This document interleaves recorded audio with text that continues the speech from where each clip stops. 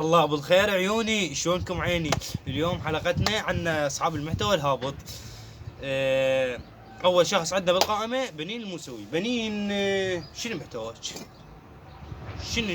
ما عندك محتوى؟ نعبرك لان ما عندك محتوى. شو اسولف؟ شرد اسولف، شرد احكي، بس مو صوتك، صوتنا احنا اللي صعدناك. المهم، ثاني شخص، سيد علي الشريفي. سيدنا تاج راسي اروح فدوة جدك. سيد مو هيجي، انت غير تعلمنا يعني وينك وسيد يفشر. سيد صور ويا بنات. سيد نتعلم منك، مو سيد فدوة روح لك، احنا ما نعلمك، انت تعلمنا. وبعدين ذبت العمامة. المهم، ان شاء الله ان شاء الله ان شاء الله القادم افضل. تحياتي لك سيدنا، وفدوه اروح لك، وفدوه لعمامتك، وان شاء الله ترجع تلبسها حبيب قلبي. عندنا ثاني شخص، سعدون الساعدي. سعدون، انت مو طشيت بمال صمون 10 بلف؟ يعني انت اللي زقيت هسه مو صعدناك، انت ما تقول لي شني قمت شويه شويه تهبط تهبط تهبط. هسه خلينا نقول مال صمون 10 بلف بها رساله، او نقول بها، شلون نقول، بها هدف انه تريد تسوي الافران كلها تبيع 10 بلف. المهم هي اكو افران صحيح باعت 10 بلف، بس هسه اكثر شيء تبيع 8 بلف. المهم ما لنا علاقه. ومشكور وما قصرت، بس محتواك شوي شوي تنزل يعني. اخر شيء مال طيط، شنو متوقع صاحبي والله العظيم، صاحبي يقول لي اخوي الصغير ما ادري من اخوي، اقول له اجيب له مي، يقول لي طيط. هاي باعي جاي تعلمت من عندك. وبعد يا اغنيه هواي ان اغاني، بس انا ما اسمح هيك من قلب بالتيك توك القاني قدامي. المهم، محتواك بالايام الاخيره كلش نزل، ان شاء الله يتحسن، وتحياتي لك حبيبي. عندنا مصطفى الحجي. كنت بالعراق اروح لك، كنت بالعراق انت وتمدح وهوك وقواتنا الامنيه وابطالنا والجيش العراقي والعراق بالقيره بعدين شو سافرت قمت تحكي على الدين، على الاسلام، تشرب مدري شنو يا اخي. صدق تحكي يعني انت من طلعت هناك يلا طلعت لسانك. المهم، قبل فتره يمكن ما ادري، يمكن ابو عزرائيل ما داهو تعارك وياه. المهم يقول ضربت انا ما قصرت وياه.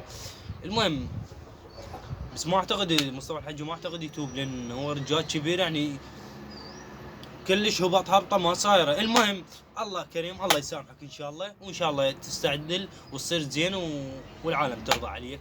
بعد شني عندنا عسل حسام بالقائمه الثانيه. عسل ما اعرف شنو محتواها، بس الظاهر يعني محتوى مو حلو. المهم هي موجوده بالقائمه، ما رحت اشيلها، خليتها بالقائمه، مسجل مبارغه. وعندنا يوميات قدوه. سعلوسه. سعلوسه، انت صعدت وقمت تمثل، وهاي هو صحيح تمثيلك مو حلو، بس انت نجحت وصار عندك جمهور، ليش ما استغليته؟ المهم، بعد شو اسوي لك؟ اقعد انت طالب متخرج وها، وبالبدايه طلعوا بعض المشاهير حكوا عليك ودعموك، حكوا عنك ودعموك، بس ما اعرف، الظاهر انت ما اخذتها بصوره صحيحه، ما عرفت شلون تنجح. المهم، وياك هذا السيد يمكن انت جبت طلعته، سيد علي. سيد علي يعني ما اعرف، هو رجال كبير، هو ما ادري، ناس تقول عقله بيه شي، ناس تقول ما بيه شي. المهم اذا بيه شي بعد هاي ما علي عذر، بس اذا ما بيه شي سيد يعني انت نوب ساده، كلها ساده. المهم انت سيد، بعد سيد وانت رجال كبير، ما يصير، ما تلوق لك هاي تدمر روحك وتحكي المقاطعات جاي تطش لك تشرب ما ادري شلون، شارب عرق وتتعارك. المهم بعد يا هو ايناس الخالدي. ايناس محتواك كلش تعبان، ما اريد احكي. المهم محتواك تعبان، عاد مش تغيرينه. المهم انتم جاي تنزلون المصيبه، انتم جاي تنزلون، ما تخلون يعني ما شويه تستعدل على مود واحد يطمطم لكم. المهم الله كريم. وبعد ياهو تيسير العراقيه. ابنك تبرى منك، ما ادري انت تبريت من ابنك. المهم الله يصلحكم ان شاء الله، وان شاء الله انتم وابنك، وان شاء الله ترجعون، وان شاء الله تبطلين هاي السوالف، لين كل والله ما تلوق لك، والله العظيم ما تلوق لك وما تفيديك كل يعني هاي سمعتك انت بكيفك بعد. المهم بعد يا ولد عندنا بعض اصحاب البرامج او البرامج باليوتيوب او البرامج بالقنوات التلفزيون، قنوات التلفزيون. المهم يعني بصورة عامة اصحاب البرامج يعني اكو بيهم محتواهم كلش تعبان، يعني محتواهم هابط كلش. اتمنى يعني شوي يتعدلون من محتواهم، لان والله كلش هاي الايام الاخيرة هاي المشاهير كلش جاي يعني اخلاقهم، مع احترامي للزين، اخلاقهم كلش جاي تنزل. المهم احنا قلنا على اصحاب البرامج ان شاء الله يتعدلون ويتحسنون، ان شاء الله نشوف برامج حلوة وتمثيل حلو والله يصلح الجميع ان شاء الله.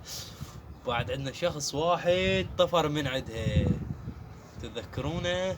انا ما راح اجيب اسمه، بس هو طفر من عندها، يعني لو باقي كان هم شايلينه، بس هو خلص راح بطل.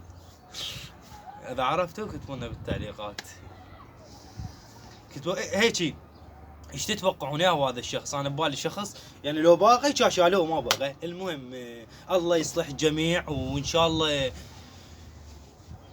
ان شاء الله يعني ما نقصي وياهم هم. شلون عبود سكيبي الجمهور مالته كله دعمه بالاعلام وبالمواقع التواصل، يعني كلها وقفت وياه، وهسه الحمد لله والشكر هو طلع وجاي يسوي له عمليه لعينه، ويمكن راح يسوي له اغنيه ما اعرف شلون، وشركه يمكن متعاقده وياه. طبعا هالولد كلش فقير، الله يحفظه ويستاهل. خطيه هو تعب بالعماله والشغل، وحالته فقيره كلش تعبان. من ينشر المقاطع يعني يونسكم وهو متونس، وهو طبعا صدق عارفه من قبل، بس ما يعني مو مثل هسه لا عرفناه بين رجال بسيط خطيه الله يحفظه. يعني شلون هسه تقول الحياه ابتسمت له.